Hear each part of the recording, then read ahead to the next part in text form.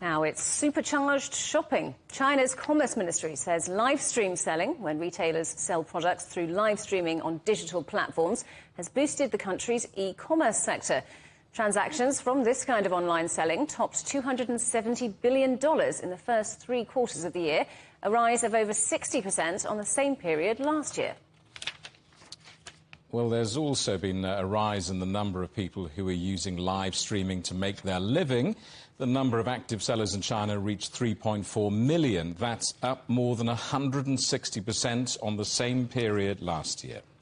Well, let's talk to Marguerite Rolland, who's head of Apparel and Footwear at Euromonitor International. Thank you for being with us today, Marguerite.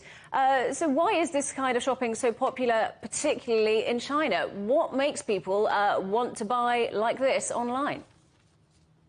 Thank you for having me. I think in China, obviously, the restrictions for the pandemic happened a bit later than in the West. So just in 2022, they had very severe restrictions in place, and this boosted online commerce. Then you need to understand that in China, there's a very strong technology landscape where social commerce is already very established.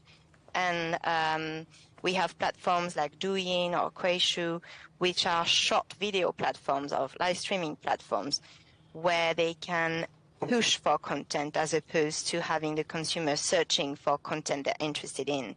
So, and I think one last element to bear in mind is that the Chinese population, in terms of macroeconomic factors, the younger generations are getting richer than their parents. And generally speaking, the younger consumers are very tech savvy, very good at all these technology, and very trusty of this technology. They are accepting of making all of their purchases and engage socially online.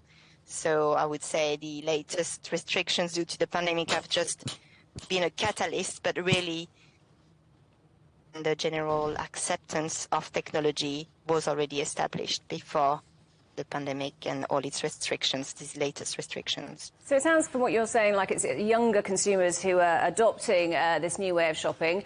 What's in it for businesses, though? Do you think we'll eventually see live stream shopping replace traditional shopping? I wouldn't think so. I think it's very cultural as well. I think so in China, people are still craving for the in-store shopping experience. They will go for different reasons than shopping online. Shopping online is very convenient. It's quick and easy, and you have access to a whole range of things online at your fingertips.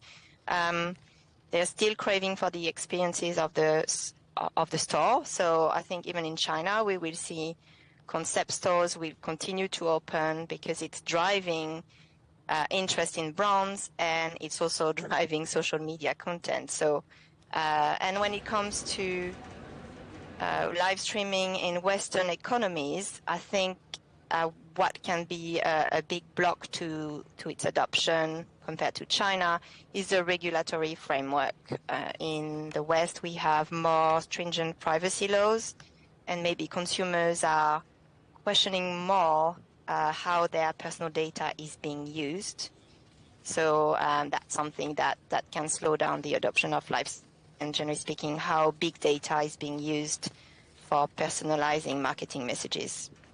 Marguerite, good to talk to you. Thank you for joining us today. That's Marguerite Rolland from Euromonitor International.